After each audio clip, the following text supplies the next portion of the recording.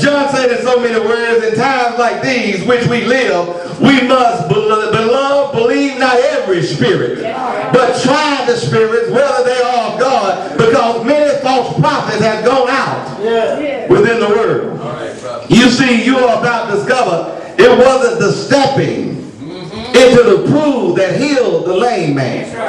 It was the Christ that stepped into his situation. Make it plain, Pastor. Yes. As I come to a close, I said I wasn't going to hurry along this morning. The final reason a visit from Dr. Jesus is important is so we can receive the mercy of his healing. Oh, I wish I had somebody today. Now, Professor Hackett, in his book entitled Illustrations of Scripture, describes the pool of Bethesda being 360 feet long, 130 feet wide, and 75 feet deep. Do I have a witness?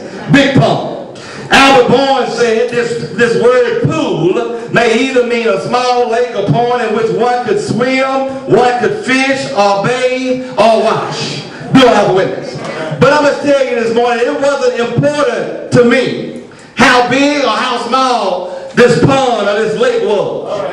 It wasn't important to me that this pond or this lake was 360 feet long, 130 feet wide, and 75 feet deep. That really wasn't important to me. It wasn't important that one could swim in it. It wasn't important that one could fish in it. It wasn't important that one could either bathe or wash in it. It wasn't even important to me that it had 5 porches. Do I have a witness?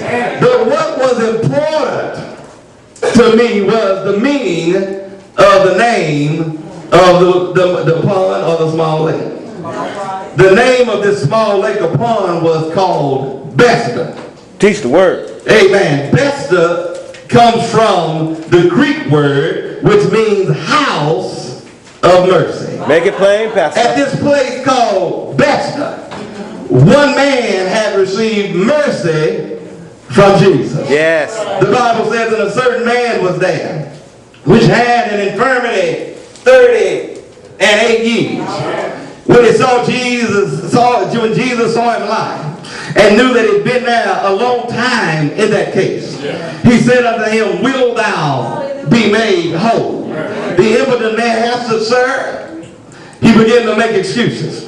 "I have no man when the water is troubled to put me in the pool, but while I am coming," blame it on somebody else, "another stepped it down before me." And Jesus said, "Rise up, take up your bed and walk." And the Bible didn't say next week, next month, but it said immediately. The man was made whole and took up his bed and walked, and on the same day was the Sabbath. I knew that was a mighty, mighty long time, and I believe to some extent that this man must have given up to the point that this was his plight in his life. He'd been laying there for 38 years, never have gained any help. You know how it is. When something has been a certain way for a long time, it's easy to begin to believe that it's simply It should be not going to change. This is the way it is. This is the way it's going to be. And I believe this is what this man had begun to think. He had begun to think, "I'll die here, waiting for healing by this pool called Bethesda." What he really didn't understand was that not only was he at Bethesda, but he was at a house called Mercy. This man had been in this condition for 38 years. Before Jesus was born in Bethlehem, this man was waiting at this pool.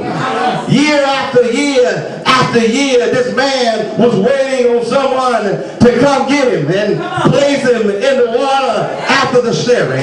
You see, this is the problem with many people even in our society. They rely on people who cannot make them whole. Do I have a witness? They rely on people who can advise change, but they can't perform change. Oh, I wish I had somebody today. They rely on the palm readers. Yes, you can read it, but that ain't going to change what you do. They rely on dear Abby. She got some good advice sometimes, but she don't have the advice. They rely on their horoscopes. You just want to take that piece of your paper and throw it out the friend. They rely on the neighbor next door. The neighbor next door might have you in their mind, but they might not have what God has for you. But how many of you know that when Dr. Jesus steps into your situation, how many of you know that when Jesus comes in your situation, he's the only one that can change your lifestyle? I believe that's what Paul said. But therefore, if any man be in Christ, he is a new creature. All things have passed away, and behold, all things has become new. Well, as I close, can I give you just a little bit of testimony? I don't know about you, but I'm so glad today that I got a visit from Dr. Jesus. I'm so glad that one day Jesus stepped in to my situation.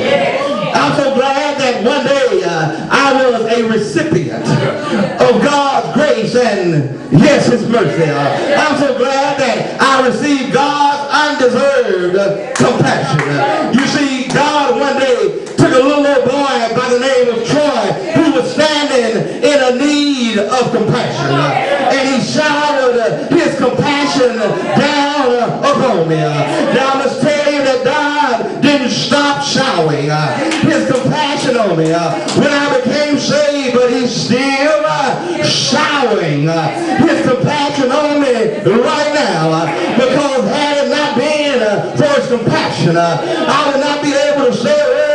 Had it not been for His compassion, I would not be able to stand here right now. If it had not been for His compassion, I might be laying in my grave, but thank God He gave me some compassion.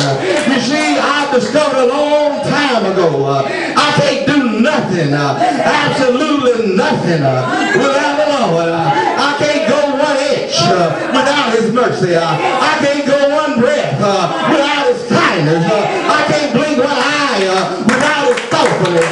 I can't move one muscle without His care. I need the Lord's mercy to shower down on my life. I discovered that if I want to walk the way God wants me to walk, I need a visit with the doctor. I have discovered that if I want to talk the way God wants me to talk, I